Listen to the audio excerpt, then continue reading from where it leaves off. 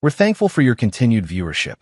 Before we begin, tell us, where in the world are you watching from? We love knowing our global reach. Now, let's dive into today's story. Chapter 1, The Return.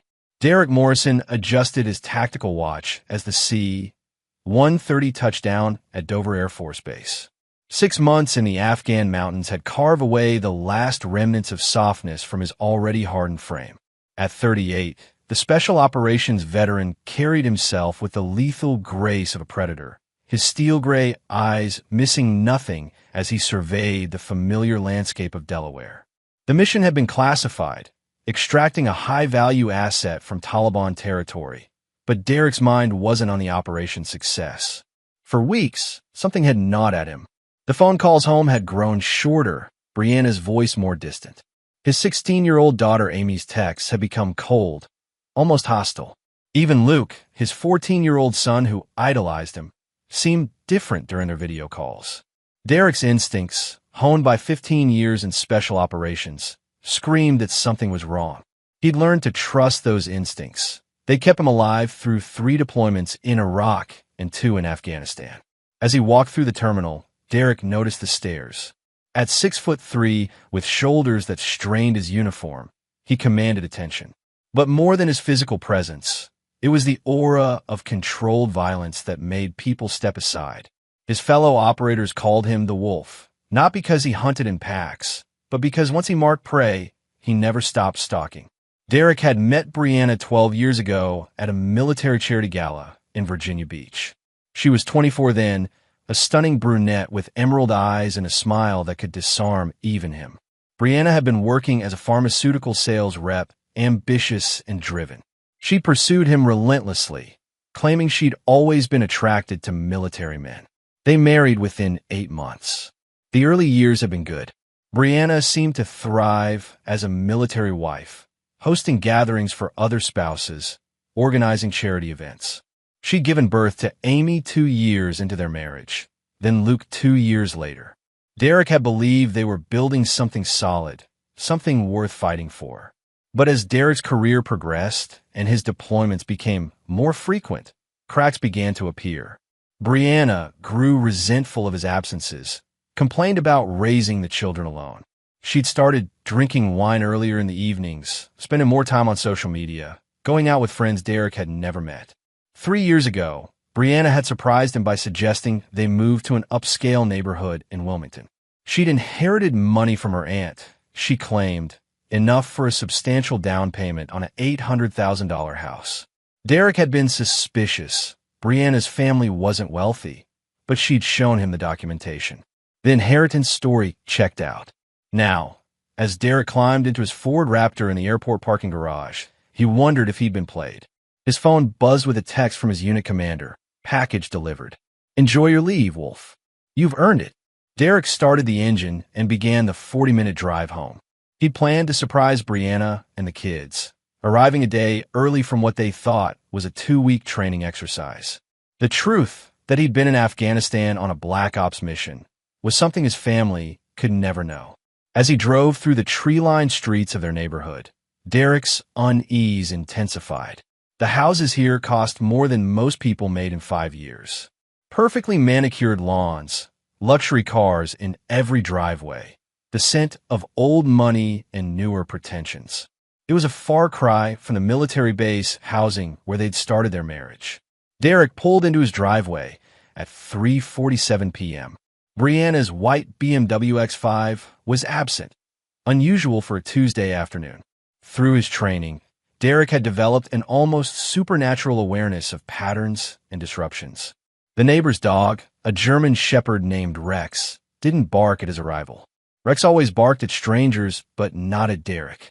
This meant someone else had been coming and going regularly, someone Rex now recognized. Instead of using his key, Derek decided to observe first.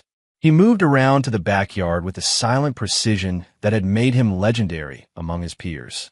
The sliding door to the patio was unlocked, a security violation he'd discussed with Brianna multiple times. Derek's jaw tightened. Inside, the house felt different. Not just empty, but deliberately arranged.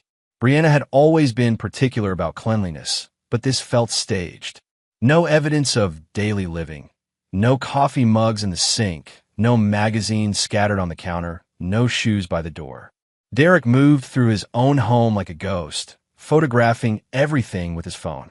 In the master bedroom, he found what he was looking for. The bed was made, but Derek could see the indentations where two people had lain recently.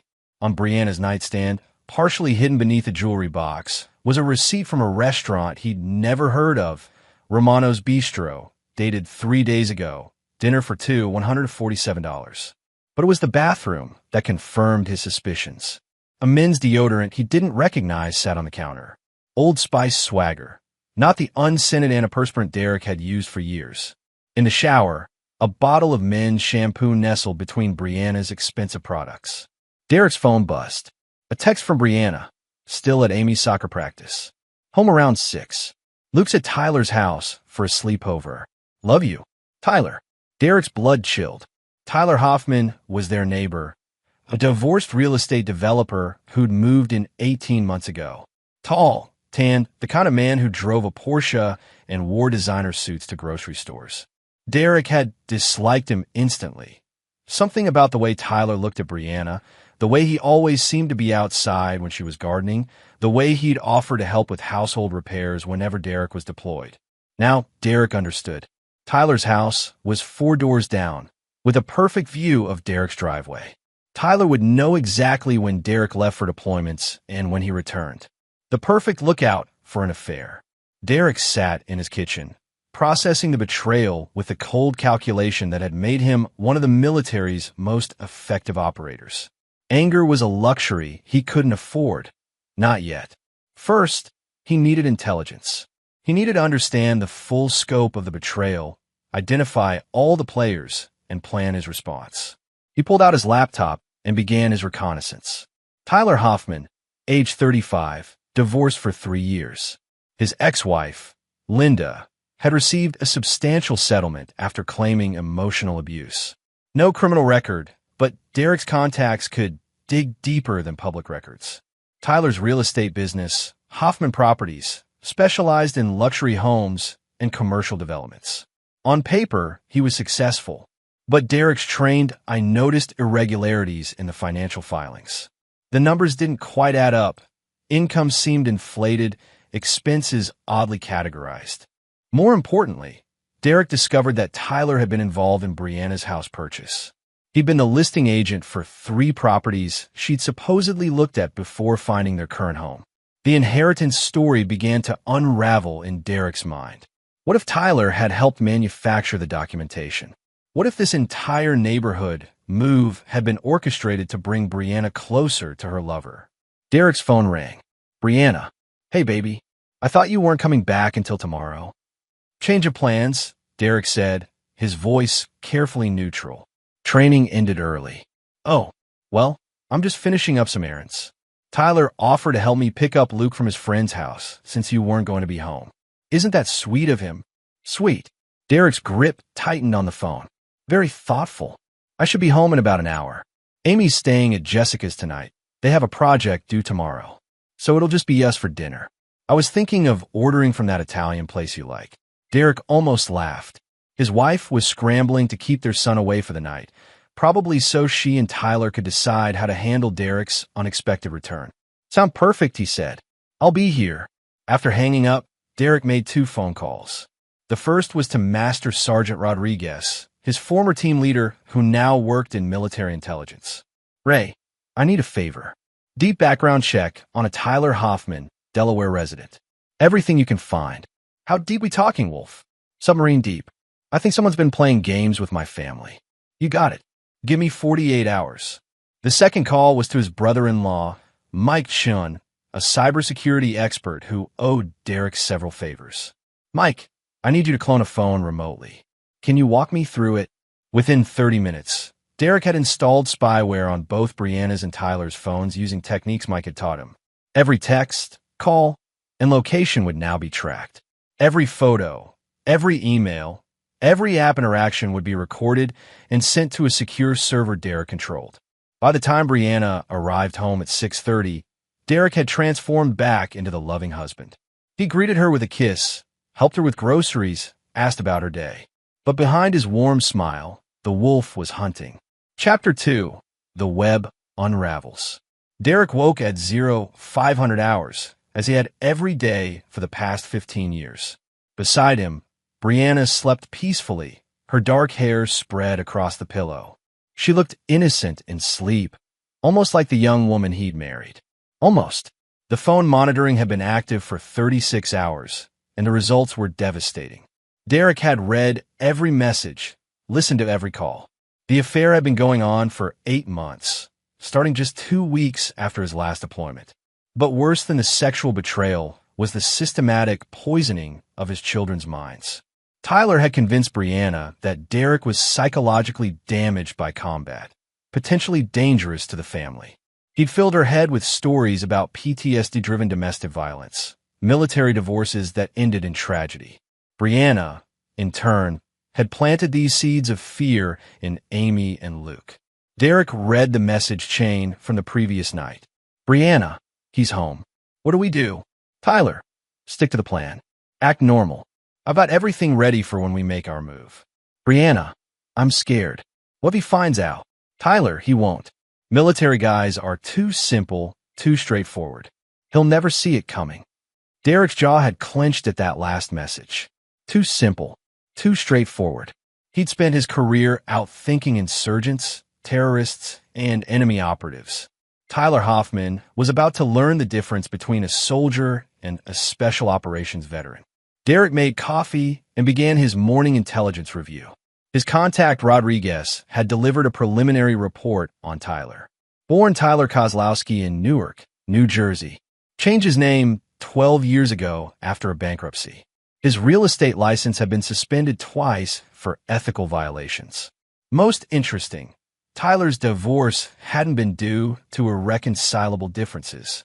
His ex-wife Linda had filed restraining orders citing threats and intimidation. Derek's phone buzzed with an encrypted message from another contact, Captain Sarah Kim, who now worked with the Army's Criminal Investigation Division.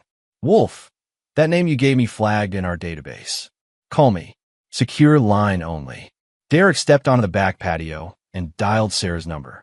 Derek, your Tyler Hoffman has been on our radar for 2 years, Sarah said without preamble. We believe he's been targeting military wives during deployments, specifically those with access to sensitive information or valuable assets. What kind of targets? Wives of officers, special operations personnel, intelligence analysts. The pattern is always the same. He moves into neighborhoods with high military populations, identifies vulnerable targets, initiates affairs, then either extracts information or manipulates financial situations to his advantage. Derek felt the pieces clicking into place. How many wives? That we know of? 12 in the past 4 years. Delaware, Virginia, Maryland. He moves around, never stays in one area too long. Your wife isn't his first, Derek. She won't be his last unless we stop him. What's his endgame? Varies. Sometimes it's identity theft, sometimes financial manipulation. Twice we suspect he's sold operational information to foreign contacts. But here's the thing, we've never been able to prove anything. He's careful, always leaves himself clean legal exits. After ending the call, Derek sat in his backyard, processing this revelation. Tyler wasn't just a predator who'd seduced his wife. He was a professional operator targeting military families. The affair was business, not passion. Derek's phone chimed with a text from Amy. Dad, I need to talk to you. Can you pick me up from school today? Please don't tell Mom. Interesting. Derek replied, Of course. I'll be there at 3:30. At 1,400 hours, Derek drove to Wilmington High School. Amy was waiting by the flagpole, looking nervously around. At 16, she'd inherited Brianna's beauty, but had Derek's analytical eyes. She climbed into the truck without speaking. Drive somewhere we can talk privately, Amy said. Not home. Derek drove to a park overlooking the Delaware River. Amy was quiet until he parked. Then she turned to face him with tears in her eyes. Dad, I need to tell you something, and I don't know how. Just say it, sweetheart. Mom's been lying to you. About everything. Amy's words came out in a rush. She's been seeing Tyler for months. She told Luke and me that you were becoming dangerous, that we needed to be careful around you. She said Tyler was helping protect us. Derek kept his voice gentle. What changed your mind? Yesterday, after you came home, I heard Tyler on the phone with someone. He was talking about completing the operation and extracting maximum value. Dad, he was talking about our family like we were some kind of mission. Amy pulled out her phone. I recorded part of it. I was scared, so I hid in the upstairs hallway. Derek listened to the audio. Tyler's voice was clear. The target's home early, but we're still on schedule. The wife's completely turned. Kids are mostly compliant. Give me 2 more weeks, and I'll have everything we need. Bank accounts, property deeds, and if there's any classified material in the house, I'll find it. Derek's blood turned to ice. Tyler wasn't just targeting Brianna. He was conducting espionage against a special operations veteran. Amy, I need you to listen carefully. You and Luke might be in danger. Not from me, from Tyler. I need you to trust me and do exactly what I tell you. What kind of danger? Derek made a decision. Amy was 16, mature enough to handle partial truth. Tyler isn't who he claims to be. He's done this before to other military families. The police are investigating him. Amy's eyes widened. Does Mom know? I don't think so. I think she believes she's in love with him. What are we going to do? Derek studied his daughter's face. She had his steel, his determination. We're going to protect this family. But I need you to act normal around your mother and Tyler. Can you do that? Yes, sir. That evening, Derek played the perfect husband. He grilled steaks while Brianna chatted about her day, helped Luke with homework, watched television with his family. But his mind was working constantly, analyzing angles, developing strategies. At 2,200 hours, after Brianna fell asleep, Derek slipped into his home office. He began drafting what would become Tyler Hoffman's destruction. But this wouldn't be a simple matter of exposing an affair or filing for divorce. Tyler had made this personal when he'd targeted Derek's family as part of a larger operation. Derek opened an encrypted laptop he'd never told Brianna about. Inside were contacts accumulated over 15 years of special operations. Intelligence analysts, cybersecurity experts, former operators now working in the private sector, and a few individuals whose services existed in legal gray areas. He sent 3 messages. First, to Rodriguez. Need complete financial breakdown on Tyler Hoffman. Bank records, property holdings, business transactions. All of it. Second, to a contact in the NSA. Need deep surveillance package on Tyler Hoffman. Phone, internet, travel, everything. Expedite. Third, to a former Delta Force operator named Mitchell Brooks who now ran a private security firm. Need to meet. In person. Tomorrow. Bring your best people. Derek's final task was to access the home security system.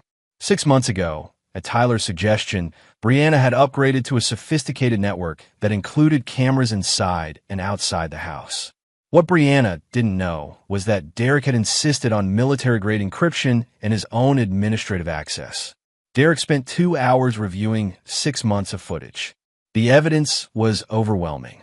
Tyler had been in his house dozens of times, often staying overnight when Derek was deployed. But more damning was footage of Tyler photographing documents in Derek's office, using professional equipment to copy papers Derek thought were secure. One video made Derek's hands shake with rage. It showed Tyler in Luke's bedroom, planting something behind the boy's desk. Derek paused, enhanced the image, and recognized it as a listening device. Tyler had bugged his son's room. Derek closed the laptop and walked to the window overlooking Tyler's house. Lights were on in the living room. Through the blinds, Derek could see 2 figures, Tyler and another man Derek didn't recognize. Derek's phone vibrated with a text from Tyler's phone, intercepted by his monitoring software. The message was to an unknown number. Assets been compromised. Subject shows signs of awareness. Recommend acceleration to final phase. The response came immediately. Authorized. Complete extraction within 72 hours. Clean exit protocols in effect. Derek smiled for the first time in days. Tyler was about to make his move, probably planning to manipulate Brianna into leaving with the children, taking as much money and information as possible. But Tyler had made a fatal error in judgment. He'd assumed Derek was just another simple soldier, another mark to be exploited. Derek Morrison wasn't simple. He was the wolf, and the hunt was about to begin. Chapter 3. The Trap is Set. Derek stood in his kitchen at 0600 hours, coffee in hand, watching Tyler's house through the window. His target's routine was predictable. Morning run at 0630, shower, protein smoothie, then an hour of phone calls before heading to his office. The previous night's surveillance had been illuminating. The unknown man in Tyler's house was Marcus Webb, former military intelligence turned private contractor. Derek's contacts had identified him within 4 hours. Webb specialized in what the intelligence community called social engineering, manipulating targets through personal relationships. Derek's phone buzzed with an encrypted message from Mitchell Brooks. Package assembled. Team standing by. What's the mission?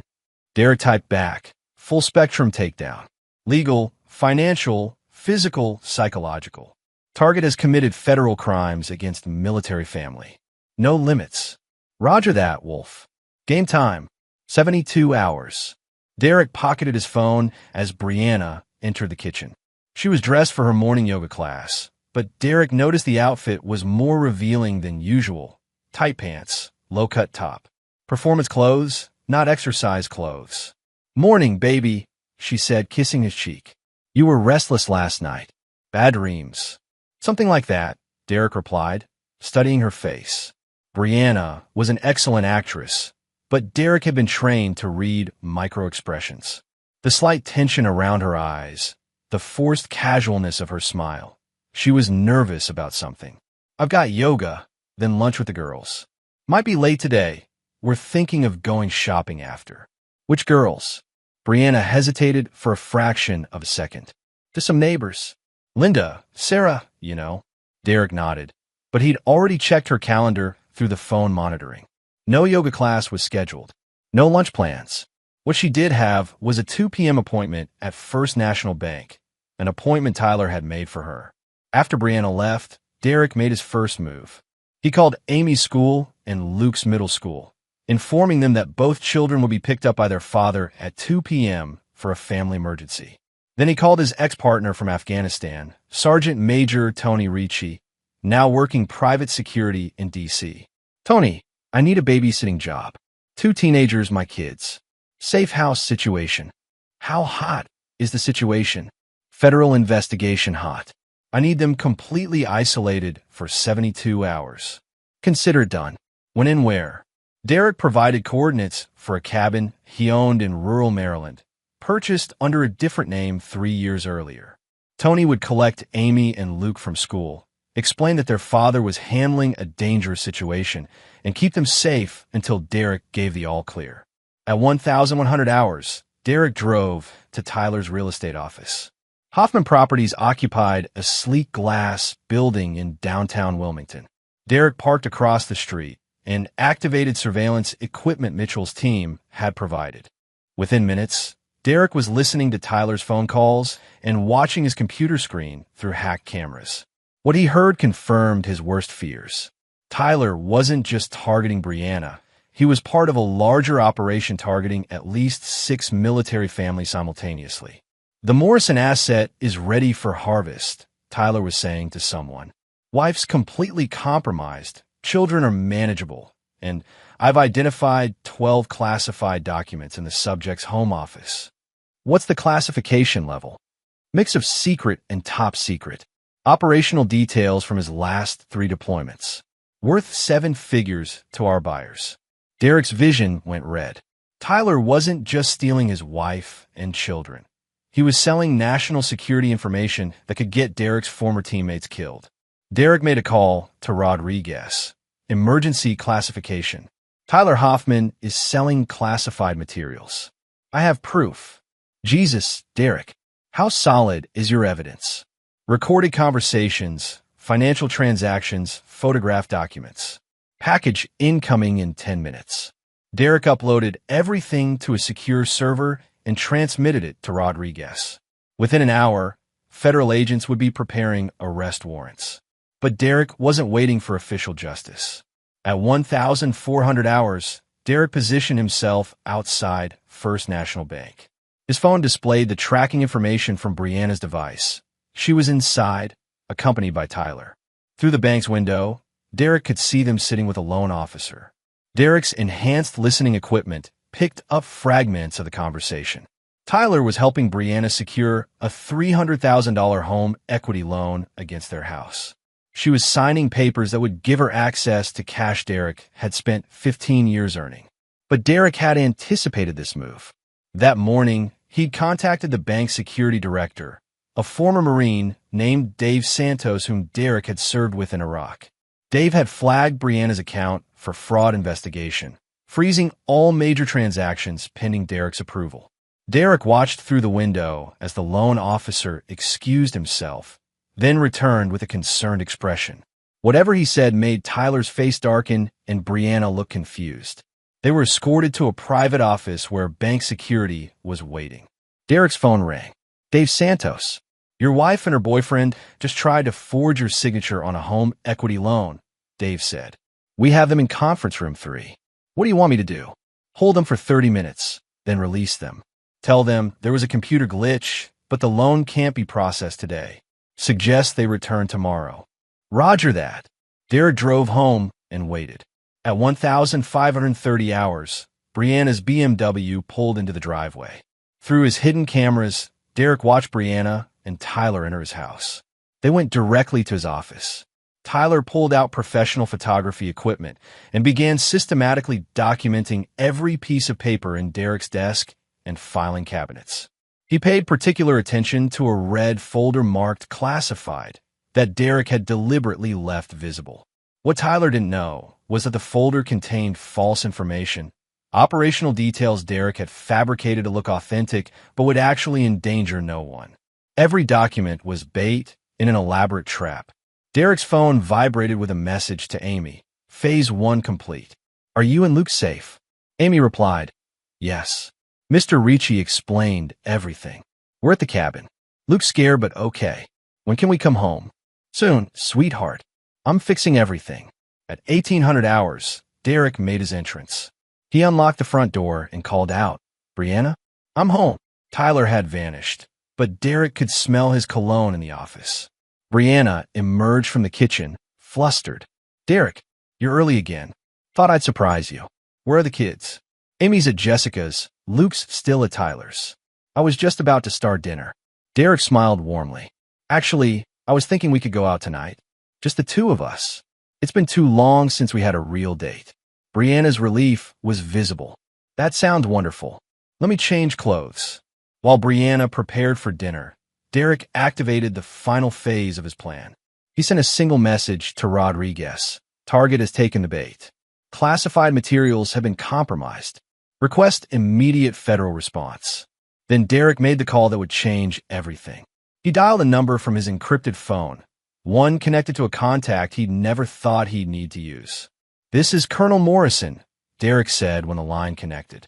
I'm calling to report a breach of national security involving stolen classified materials and foreign intelligence operatives. I'm requesting immediate intervention under the Defense Authorization Act. Location, Colonel. Derek provided Tyler's address. Subject is in possession of 12 top-secret documents relating to ongoing operations in Afghanistan. He's preparing to transmit them to unknown foreign contacts within the next 6 hours. Understood, sir. Federal Response Team dispatched. ETA 23 minutes.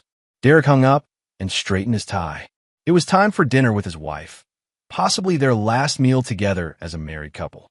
But first, Derek opened his laptop and composed an email he'd been mentally drafting for days. The recipient list included Brianna's parents, her sister, Tyler's ex-wife Linda, the Homeowners Association president, and 12 of Brianna's closest friends. The subject line read, The Truth About My Wife and Tyler Hoffman. Derek attached audio recordings, photographs, bank records, and detailed documentation of the 8-month affair.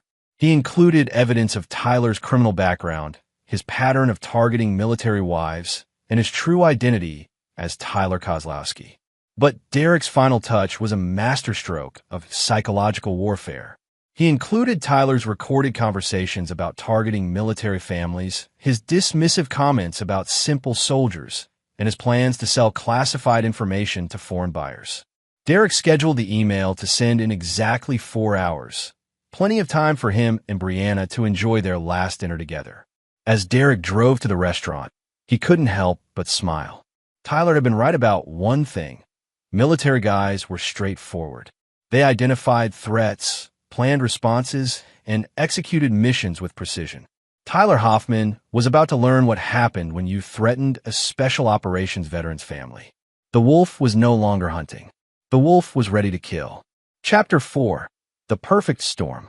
Derek chose Romano's Bistro for dinner, the same restaurant where Tyler had taken Brianna 3 days earlier. The irony wasn't lost on him as he watched his wife study the menu in the same booth where she'd planned his betrayal. "This place is lovely," Brianna said, though Derek caught the slight tremor in her voice. "How did you find it?" "Recommendation from a friend," Derek replied, cutting into his steak with surgical precision. "I thought you might have been here before." Brianna's fork paused halfway to her mouth. "No, I don't think so."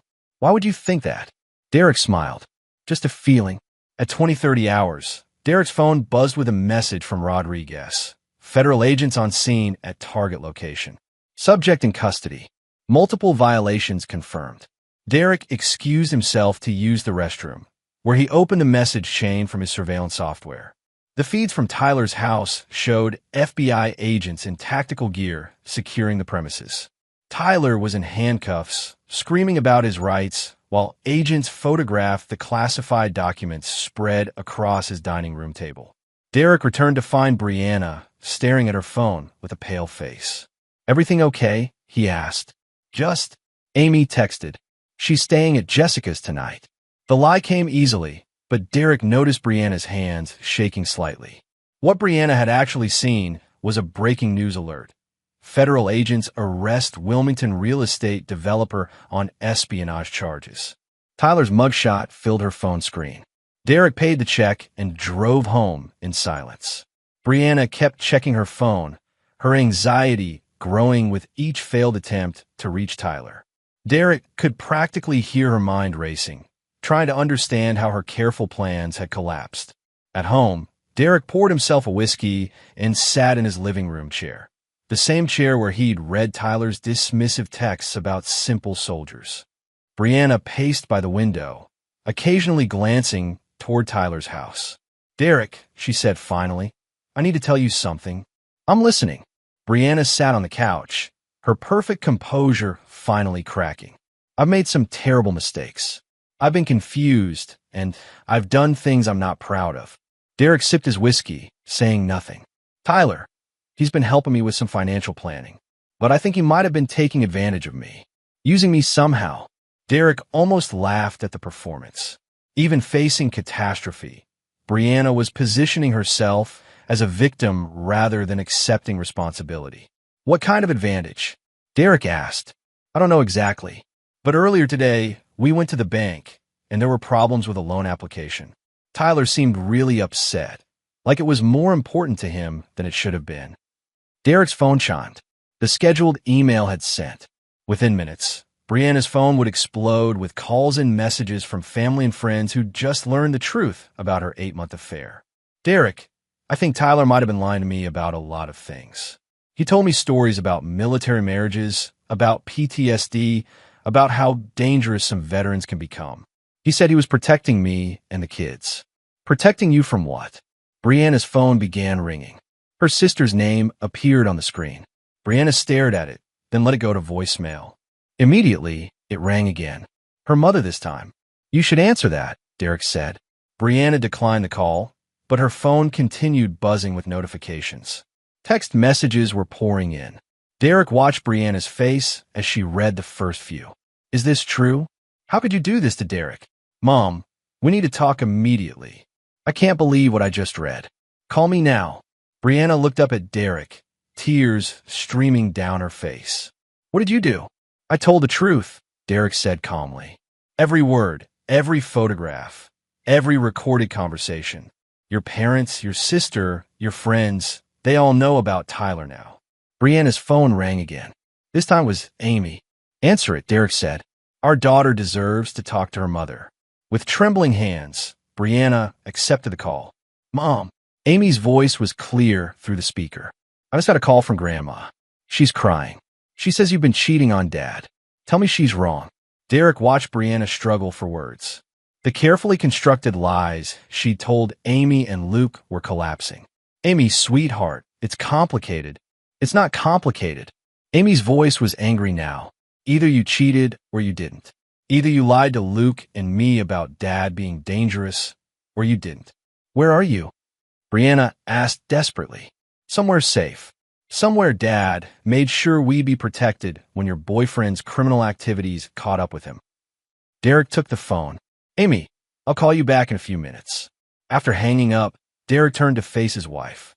Brianna was sobbing, her perfect makeup ruined, her composure completely shattered. 8 months, Derek said quietly. 8 months you've been destroying our family.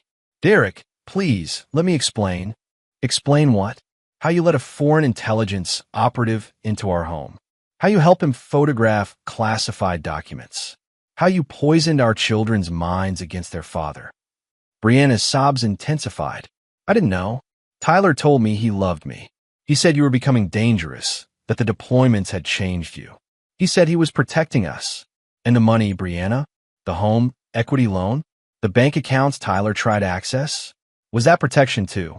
Derek's phone rang. Rodriguez. Derek, we need to talk. Tonight. Tyler's singing like a canary, and some of what he's saying involves your wife. How involved? She's named as a co-conspirator in the document theft. Federal prosecutors want to interview her immediately. Derek looked at Brianna, still sobbing on his couch. I'll bring her in. Derek. 1 hour. Federal building, downtown. Derek hung up and studied his wife. Brianna looked up at him with desperate eyes. What happens now? She whispered. Now you face the consequences of your choices, Derek said. Tyler's been arrested on federal espionage charges. You're named as his accomplice. The FBI wants to interview you tonight. Brianna's face went white. But I didn't know. I never meant for any of this to happen. Derek stood and walked to the window.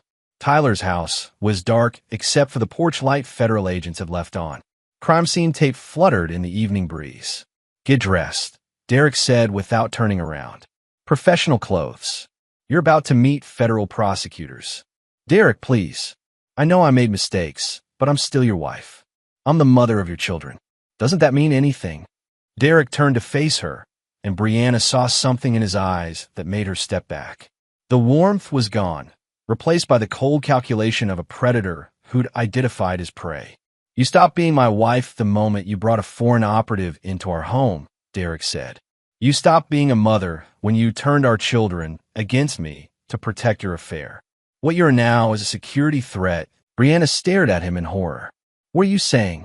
I'm saying you have exactly 45 minutes to decide whether you want to cooperate with federal investigators or spend the next 20 years in prison for espionage. Derek checked his watch. Your choice, Brianna, but choose quickly. The FBI doesn't like to be kept waiting. As Brianna stumbled upstairs to change clothes, Derek made one final call of the evening. Mitchell Brooks answered on the first ring. Wolf. Status report. Primary target neutralized. Secondary target in custody. Beginning cleanup phase. What do you need? Full background investigation on my wife's family and associates. I want to know if anyone else was involved in this operation. And Mitchell? I want options. What kind of options? Derek looked toward the stairs where Brianna was frantically getting dressed for her encounter with federal law enforcement. The permanent kind. Chapter 5. Federal consequences. The federal building in downtown Wilmington was imposing at night, its granite facade lit by harsh security lighting.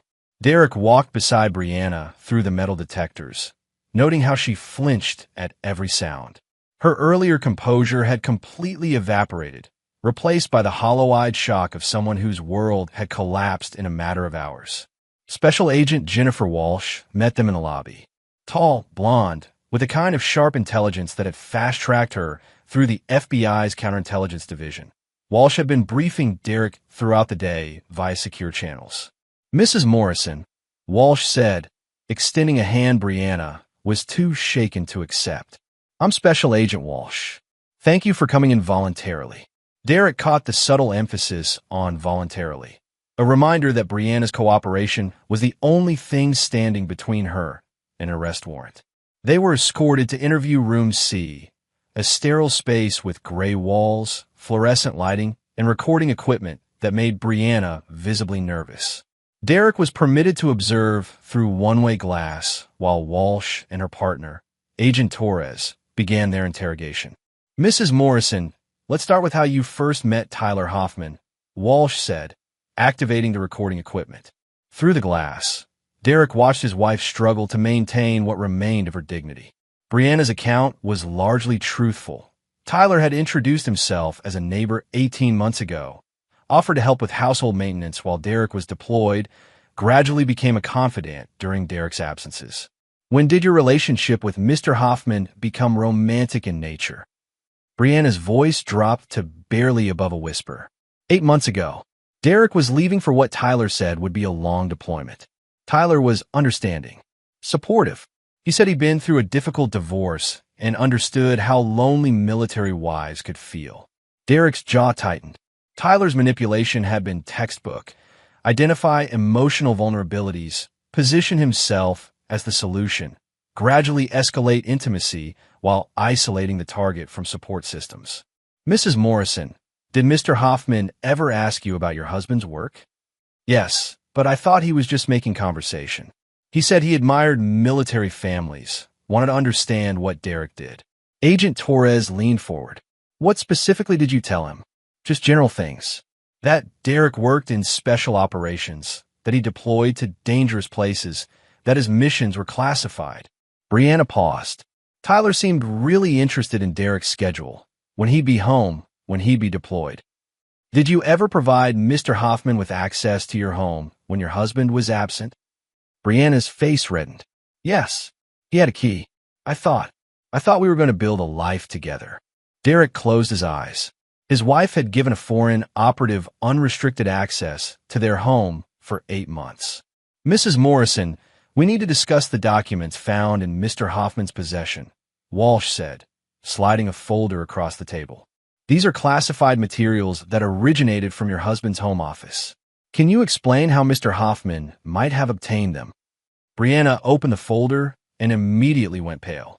The photographs showed Derek's desk, his filing cabinets, classified folders spread across Tyler's dining room table.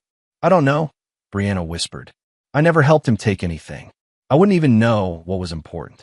But you did provide him with access to your husband's office. He said he was looking for documents related to our mortgage. Tyler was helping me refinance the house as a surprise for Derek." Agent Torres consulted his notes. "Mrs. Morrison, bank records show that you attempted to secure a $300,000 home equity loan this afternoon. The loan application lists Tyler Hoffman as a co-borrower and beneficiary. Can you explain this?"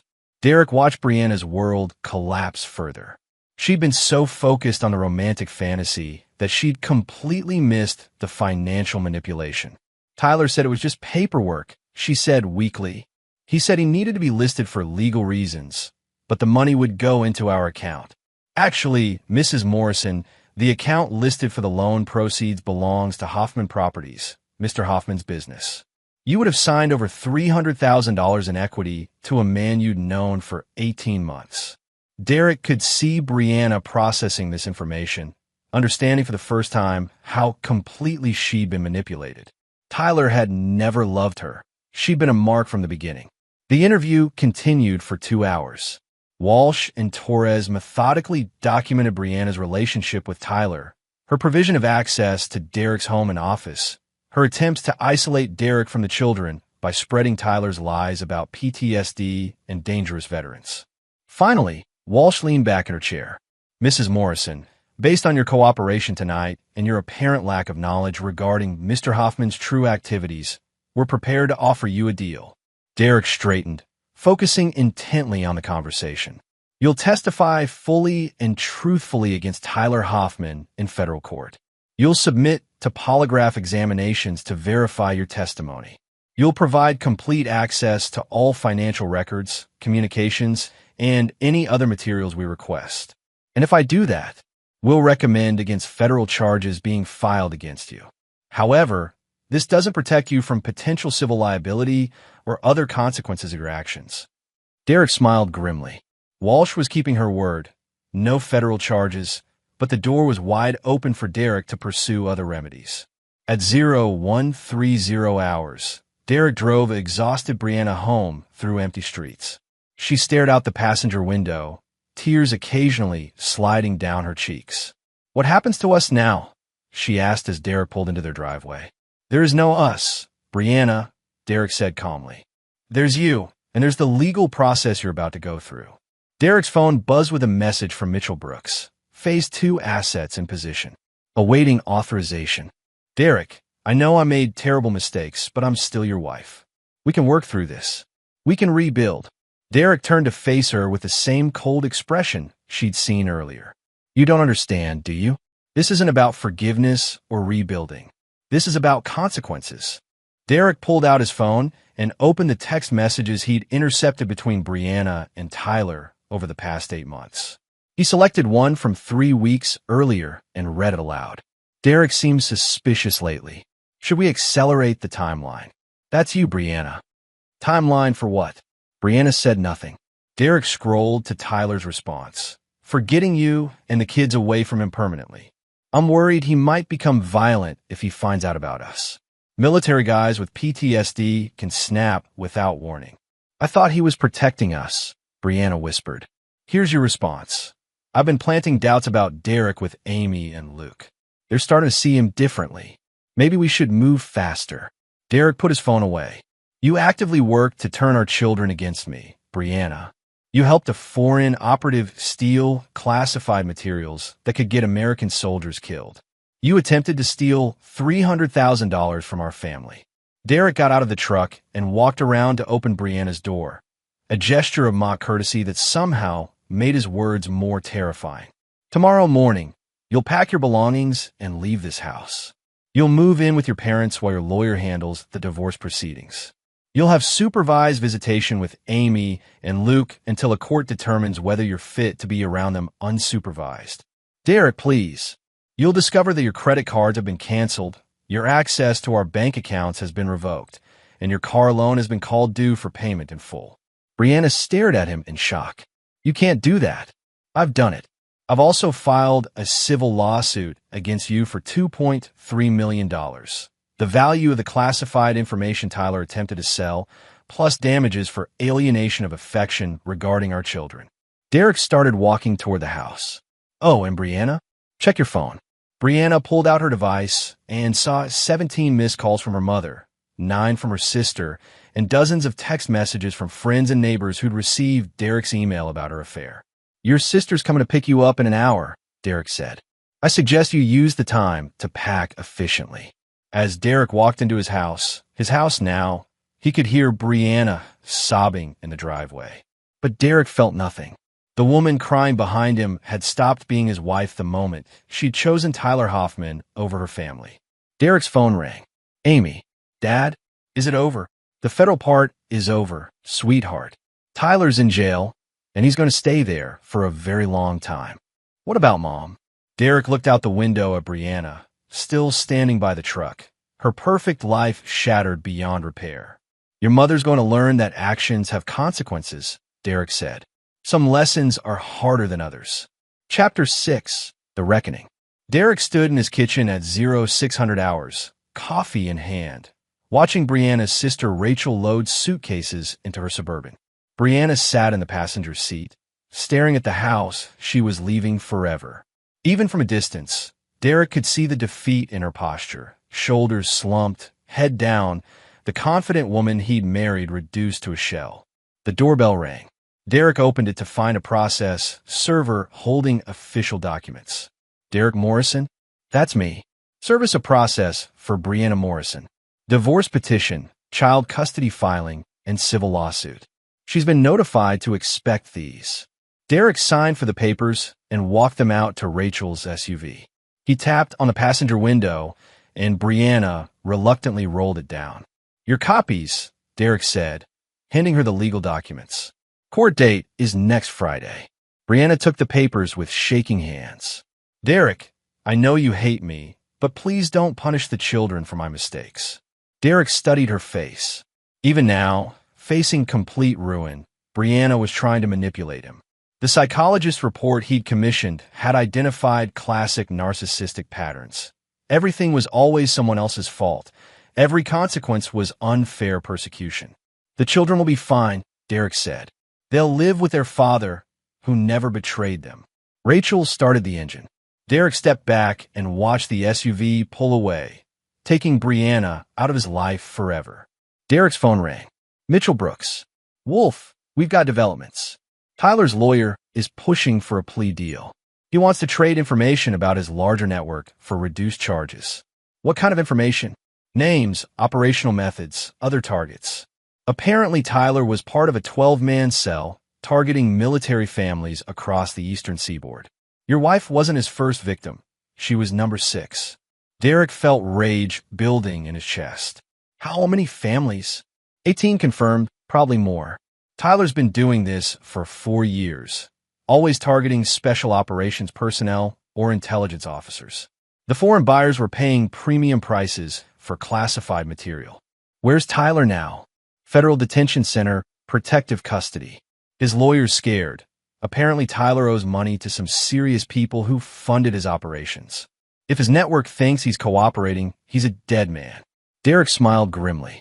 Tyler's criminal associates would solve the problem of his testimony more efficiently than any legal maneuvering.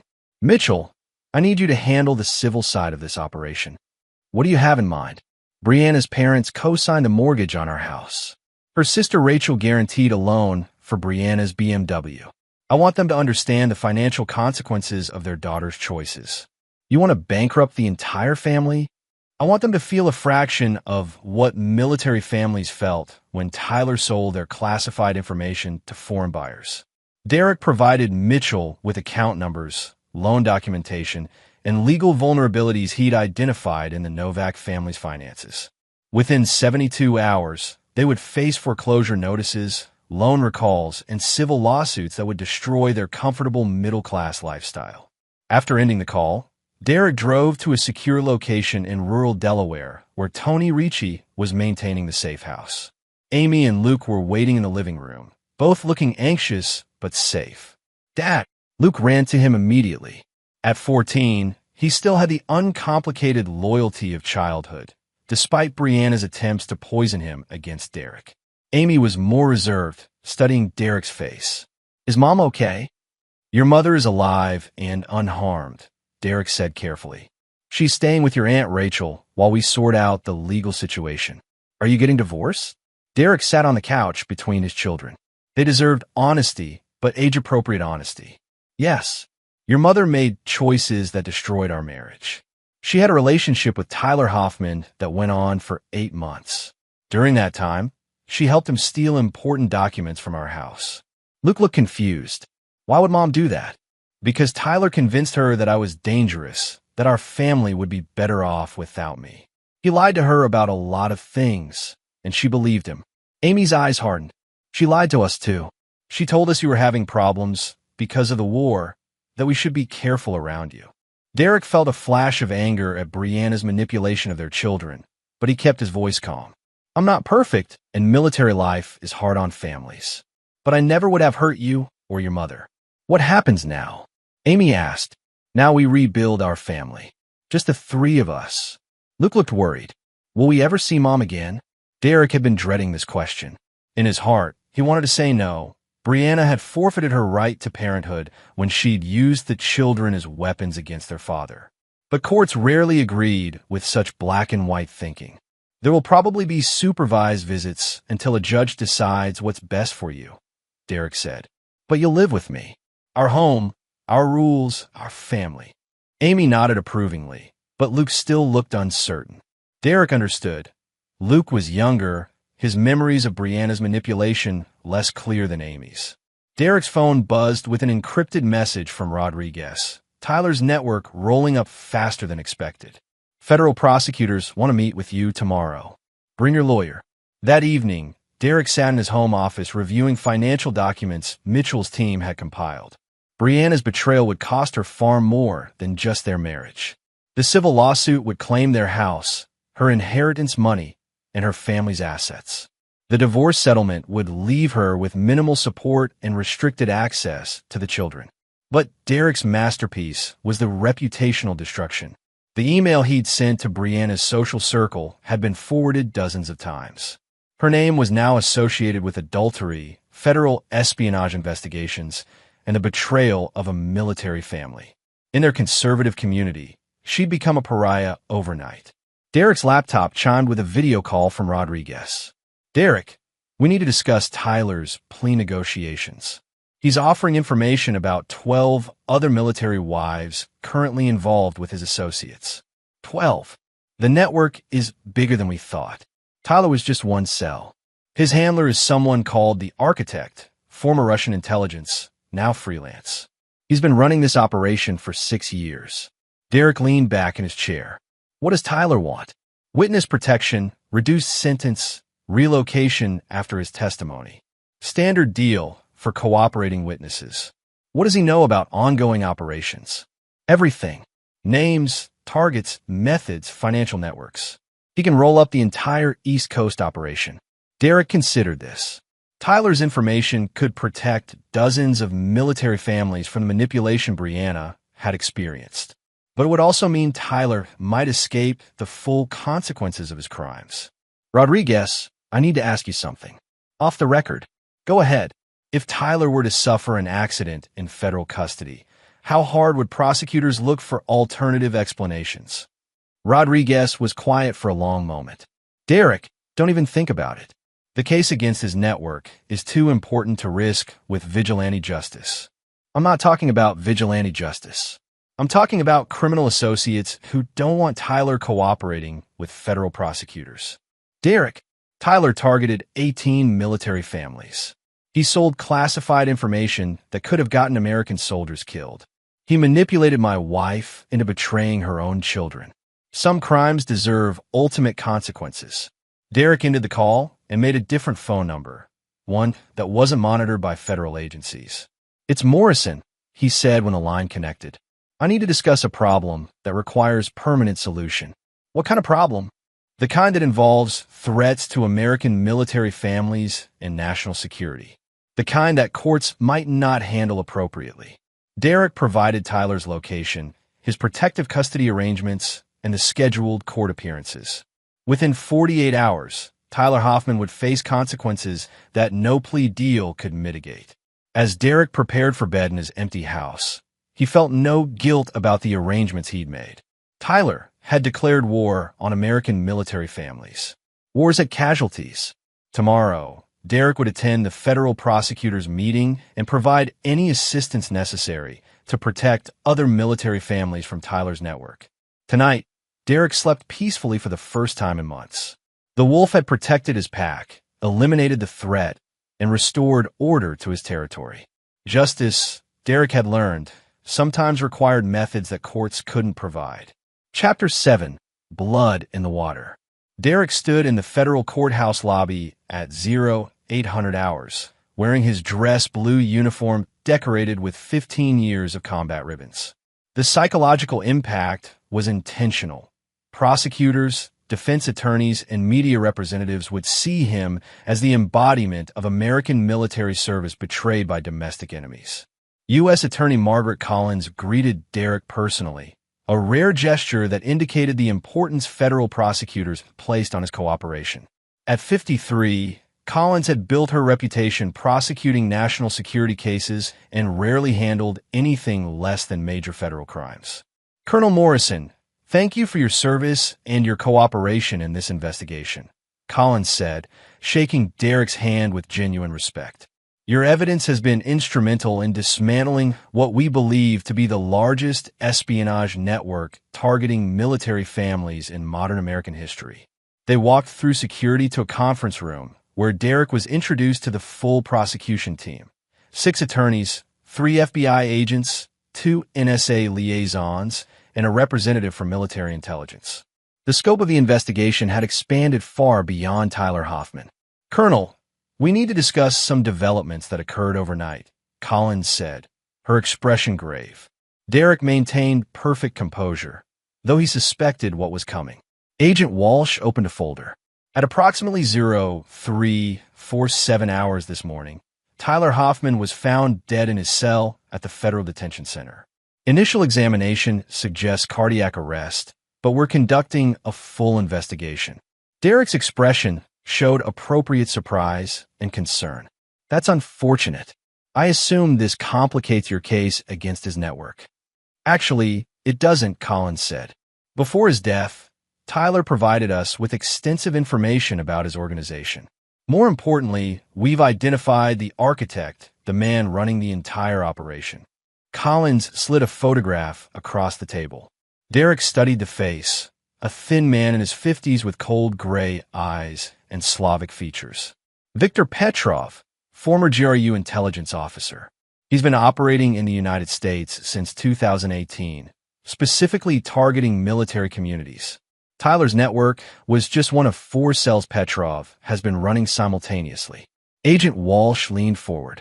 Colonel, we need to discuss the possibility that you and your family might still be targets. Petrov doesn't like loose ends, and your cooperation with this investigation makes you a threat to his remaining operations. Derek considered this. What kind of protection are you offering? Relocation, new identities, federal marshals protection for you and your children. It would be temporary, just until we can locate and arrest Petrov. That won't be necessary, Derek said calmly. Collins looked surprised. Colonel, we're talking about a highly trained foreign intelligence operative with a network of assets and significant financial resources. The threat is real. Derek smiled with the confidence of a man who'd spent 15 years hunting more dangerous prey than Viktor Petrov. Ma'am, with respect, I'm not the one who should be afraid. The meeting continued for 3 hours. Derek provided detailed testimony about Tyler's infiltration of his family, Brianna's cooperation with the intelligence operation, and the classified materials that had been compromised. His testimony would be crucial in prosecuting any remaining network members. But Derek's mind was already moving beyond legal proceedings. Viktor Petrov had made the fatal error of targeting Derek's family. The Russian would learn the difference between manipulating vulnerable military wives and confronting a special operations veteran who decided to hunt. After the meeting, Derek drove directly to a secure location in Baltimore, where Mitchell Brooks maintained his operational headquarters. The building looked like a typical corporate office, but Derek knew it housed one of the most sophisticated private intelligence operations on the East Coast.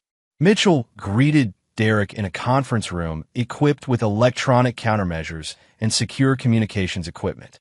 Also present were 3 men Derek recognized as former special operations personnel, the kind of professionals who transitioned from military service to more profitable applications of their skills. Wolf, Mitchell said, we've been tracking your Russian friend since his name surfaced in the federal investigation. He's not as invisible as he thinks. Derek studied the surveillance photographs spread across the table. Viktor Petrov had been living in Richmond, Virginia, operating a consulting firm that served as cover for his intelligence activities. More interesting were the photographs of his associates, 6 men who appear to be former Eastern European military or intelligence personnel. What's his current status? Derek asked. Nervous. Tyler's death has him spooked, and he knows federal agents are closing in. Our sources indicate he's planning to extract his remaining assets and disappear within 72 hours. Derek examined blueprints of Petrov's office building and residential compound. The Russian had chosen his locations well: multiple escape routes, excellent sight lines, sophisticated security systems. Mitchell, I need to send a message that goes beyond what courts can deliver. What kind of message? Derek looked up from the photographs. The kind that ensures no foreign operative ever targets American military families again. Mitchell nodded slowly. What's the timeline?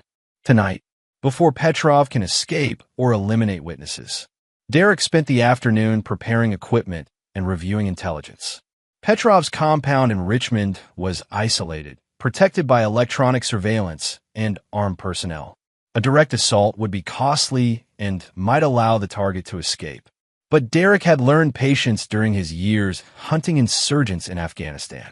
Sometimes the best way to kill a target was to let the target come to you.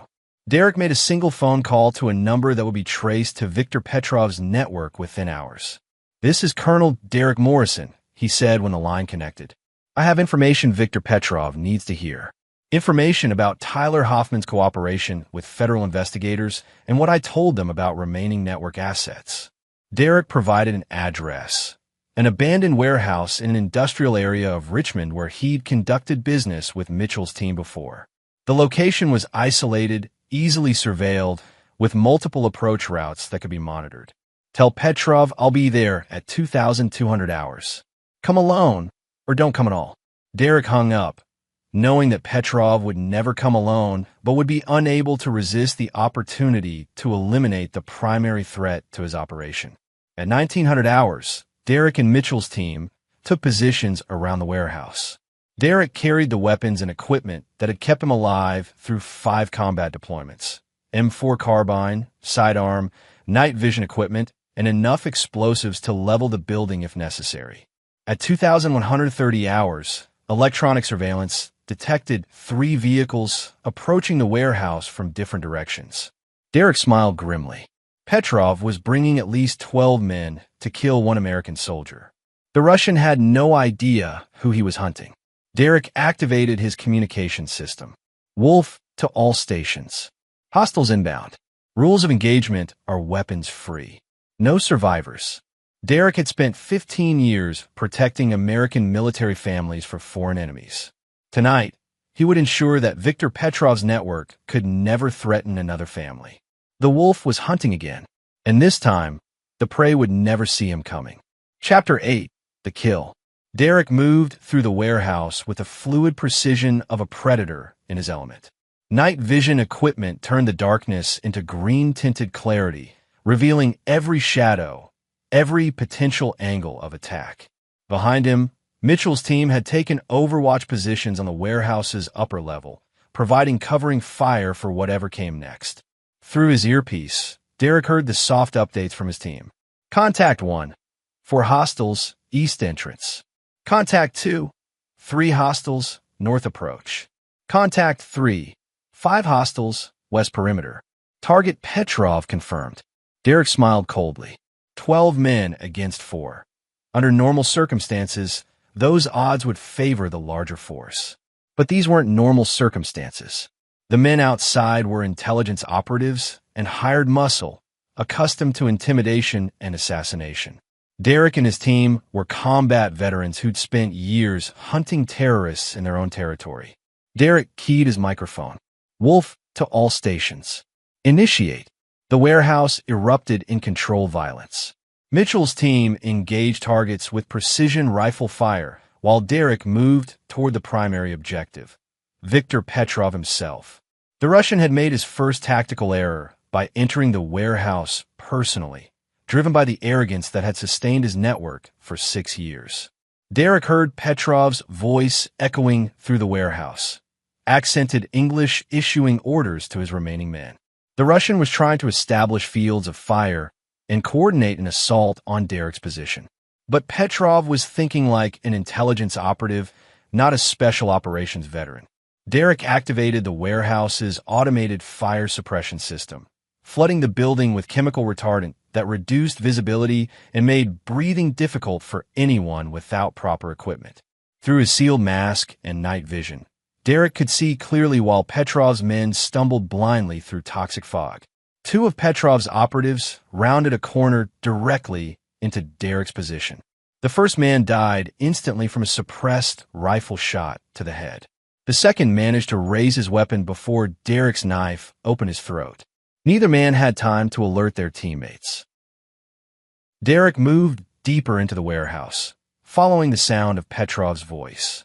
The Russian was shouting instructions to his remaining men, unaware that his numerical advantage was disappearing with each minute.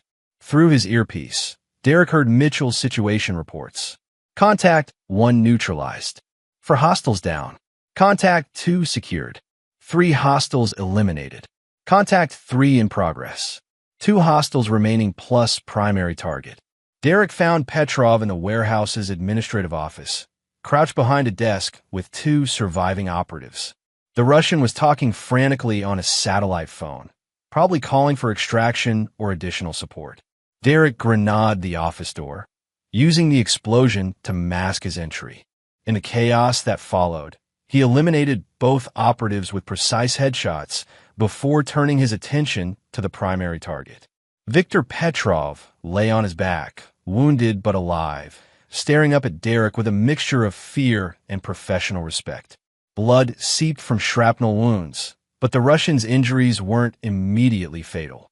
"Colonel Morrison," Petrov said in heavily accented English, "I underestimated you." Derek removed his helmet and night vision equipment, wanting Petrov to see his face clearly. "You targeted my family. That was your mistake. Your wife was willing participant. Your children believed everything we told them about dangerous military father." Derek's expression didn't change, but something cold settled in his eyes. "Tell me about the other families you've destroyed." Petrov smiled weakly. 18 successful operations. Millions of dollars in classified information sold to buyers in China, Russia, Iran.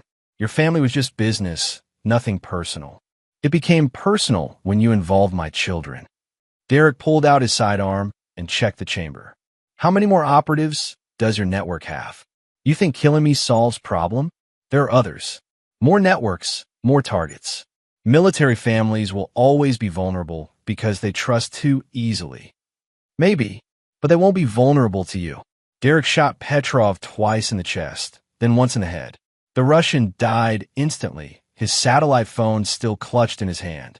Derek searched the office, recovering encrypted communication devices, financial records, and operational plans that would help federal investigators dismantle any remaining network assets. But his primary objective was complete. Viktor Petrov would never threaten another American family. Mitchell's voice crackled through the earpiece. "Wolf, area secure. All hostiles neutralized. We need to exfiltrate in 15 minutes."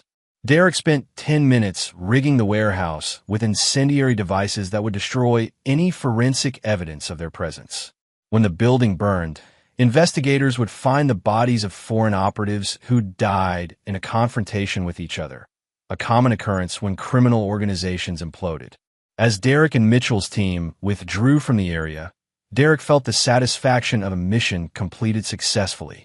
Viktor Petrov's network was broken, Tyler Hoffman was dead, and any remaining foreign operatives would think twice before targeting American military families. But Derek's work wasn't finished. He still had domestic enemies to address. Derek's phone buzzed with a message from Rodriguez. "Federal prosecutors want to debrief you tomorrow. Tyler's death is being investigated as a homicide." Derek typed back, "Available at 0900. Full cooperation." Derek knew the federal investigation into Tyler's death would find nothing connecting him to the incident. Tyler had died of an apparent heart attack brought on by a previously undiagnosed cardiac condition, a condition that sophisticated toxins could trigger while leaving no detectable trace. More importantly, Tyler's death had eliminated a security risk while sending a clear message to any remaining network operatives. Some betrayals carried ultimate consequences. As Derek drove back to Delaware, he thought about the conversation he'd have with Amy and Luke tomorrow. His children deserved to know that the threat to their family had been permanently eliminated. They also needed to understand that their father had done whatever was necessary to protect them. Derek's phone rang. "Amy, Dad, I saw the news about that Russian man who was arrested. The reporter said he was connected to Tyler. Where did you see this?" "Online. It said federal agents raided his office in Richmond and found evidence of espionage against military families." Derek smiled.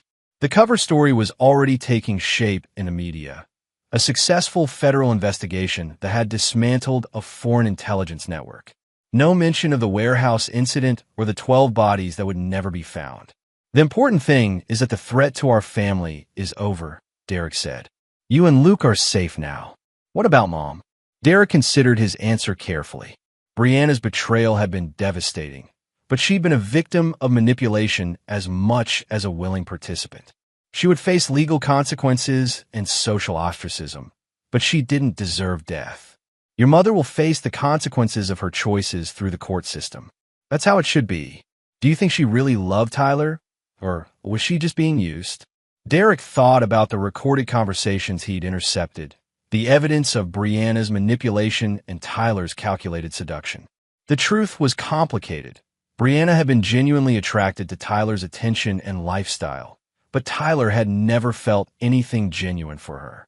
I think your mother was lonely and made poor decisions that Tyler exploited for his own purposes, Derek said finally. She's not evil, Amy. She's just weak. Are you going to forgive her? Derek stared through the windshield at the highway, stretching toward home. Forgiveness was a luxury he couldn't afford. Not for Brianna, not for Tyler, not for anyone who'd threatened his family. Forgiveness isn't always possible, Derek said. Sometimes the best you can do is move forward and protect the people who matter most. Derek would protect Amy and Luke for the rest of his life. He would ensure they had every opportunity to build successful, secure futures. He would teach them to be strong, to make good decisions, to trust carefully. But he would never forgive the betrayal that had nearly destroyed their family. Some wounds were too deep, some violations too fundamental. The wolf protected his pack. Everything else was secondary. Chapter 9. The New Pack.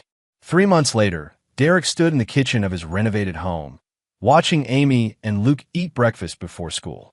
The house felt different now, warmer, more secure, with the toxic presence of betrayal finally eliminated. Security upgrades had turned their home into a fortress that could withstand any future threats. Amy looked up from her cereal. Dad, I got accepted to Georgetown. Early admission to their international relations program. Derek felt genuine pride swell in his chest. That's outstanding, sweetheart. Full scholarship, academic and ROTC. They want me for their officer candidate program. Derek nodded approvingly. Amy had inherited his strategic mind and leadership potential. She would make an excellent officer, assuming she chose that path. Luke was reading from his tablet. Dad, there's an article here about Mom's trial. It says she got probation and community service. Derek had followed Brianna's legal proceedings with professional interest. She'd pleaded guilty to minor charges related to her cooperation with Tyler's operation, received a suspended sentence, and been ordered to perform 500 hours of community service. The judge had been lenient, recognizing her status as a victim of manipulation. How do you feel about that? Derek asked Luke. I guess it's fair. She didn't really know what Tyler was doing. Luke paused. Do you think we'll ever see her again? Derek considered his answer carefully. 3 months of therapy had helped both children process their mother's betrayal and their father's necessary response. Amy had adapted quickly, her analytical mind accepting the harsh realities of adult consequences. Luke remained more conflicted, struggling with loyalty to a mother who'd failed to protect him. That's your choice to make when you're 18, Derek said. Right now, you're still healing from what she put you through. Derek's phone buzzed with a message from Rodriguez. Court-martial proceedings for the rest of Petrov's network concluded.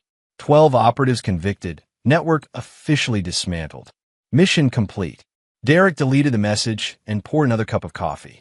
The federal investigation had been remarkably successful, rolling up foreign intelligence operatives across 3 states. The cover story had held perfectly. Viktor Petrov and his associates had died in an internal power struggle, their bodies discovered in a burned warehouse where they'd apparently killed each other. No one questioned the convenient elimination of a foreign espionage network that had posed significant threats to national security. Derek's doorbell rang. Through the security monitor, he saw a familiar figure, his former commanding officer, Colonel Patricia Hayes, now assigned to Pentagon operations. Derek opened the door to find Hayes in dress uniform, her expression unreadable. Derek, may I come in? Derek led Hayes to his office and closed the door. She refused his offer of coffee and sat across from his desk with military formality. Derek, I'm here on behalf of the Secretary of Defense. Your actions over the past 3 months have not gone unnoticed. Derek maintained neutral expression. I'm not sure what you mean, ma'am. Hayes smiled grimly. The Petrov network represented a significant threat to military families across the eastern seaboard. Their elimination was convenient for national security interests. I understand federal prosecutors handled that investigation very effectively. Indeed, almost too effectively. Hayes leaned forward. Derek, the Pentagon has a proposition for you. Derek waited. We're forming a new unit within Special Operations Command. Domestic threat assessment and elimination. The kind of threats that traditional law enforcement can't always handle appropriately. What kind of threats? Foreign intelligence operations targeting military personnel. Domestic terrorists planning attacks on military installations. Criminal organizations that pose national security risks. Hayes paused. The kind of targets that require unconventional solutions. Derek understood immediately. The Pentagon wanted to weaponize his skills against enemies who operated within legal gray areas, threats that courts couldn't adequately address. What will my role be? Team leader. Handpick your own operators. Unlimited resources. Operations that officially never happened. Derek considered the offer. For 15 years, he'd operated within legal and military constraints that sometimes prevented optimal solutions.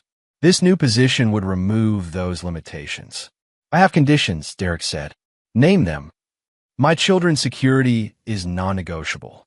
Any threat to Amy or Luke results in immediate and permanent elimination. Hayes nodded. Understood. I choose my own targets and methods. No oversight from people who've never conducted actual operations. Agreed. And I want Mitchell Brooks and his team officially transferred to my command. They've proven their effectiveness. Hayes stood and extended her hand. Welcome to the Shadow Regiment, Colonel Morrison. Your first briefing is Monday. After Hayes left, Derek sat in his office contemplating this new phase of his career. The betrayal that had nearly destroyed his family had ultimately led to opportunities he'd never imagined. He would now hunt domestic enemies with the full backing of the Pentagon, protecting military families from threats they'd never see coming. Derek's phone chimed with a text from an unknown number. Heard about your new assignment. Congratulations. Some of us remember what you did to protect your family. Respect. Ghost. Derek smiled. Word was already spreading through the special operations community about his recruitment to the Shadow Regiment. Former teammates who'd heard whispers about Tyler Hoffman's death and Viktor Petrov's elimination understood the message Derek had sent. Military families were under his protection now. Foreign operatives, domestic terrorists, and criminal organizations that threatened American service members would face consequences that courts couldn't deliver. That evening, Derek grilled steaks while Amy and Luke did homework at the patio table. The spring air carried the scent of cherry blossoms from trees Derek had planted after Brianna's departure. New growth replacing what had been corrupted. Dad, Luke said, looking up from his math homework. Do you ever miss Mom? Derek considered the question honestly. I miss the woman I thought she was. I don't miss the person she actually turned out to be. Amy set down her pen. Do you think you'll ever get married again? Maybe someday. If I find someone who values loyalty as much as I do. Derek's phone buzzed with a message from Mitchell. Shadow Regiment headquarters completed. Ready for your inspection tomorrow. Derek looked at his children. Amy focused on college applications. Luke working through algebra problems. Both of them safe and thriving despite the trauma they'd endured. They'd emerged stronger from their mother's betrayal, more resilient and realistic about human nature. Kids, Derek said, I want you to know that no matter what happens in the future, you'll always be my priority. Anyone who threatens this family will face consequences they can't imagine. Amy met his eyes with understanding. She'd inherited his protective instincts and analytical mind. We know, Dad, and we'll never give you reason to question our loyalty. Luke nodded earnestly. This is our pact now, the three of us. Derek smiled with genuine warmth. His children understood what Brianna had never grasped. That loyalty was earned through consistency, protected through strength, and maintained through absolute commitment to family. The wolf had rebuilt his pack. Now he would protect all military families with the same deadly efficiency he'd used to eliminate the threats to his own. Some men forgave betrayal and moved on. Derek Morrison hunted betrayers until they stopped breathing. The difference had kept his family alive and would now keep America's military families safe from enemies they'd never see coming. In the end, the wolf always protected the pack. Everything else was just prey. And there you have it. Another story comes to an end. What did you think? I'd love to hear your thoughts in the comments below. If you enjoy this story, consider joining our community by subscribing. It means the world to us. For more stories like this one, check out the recommended videos on screen, and I'll see you there.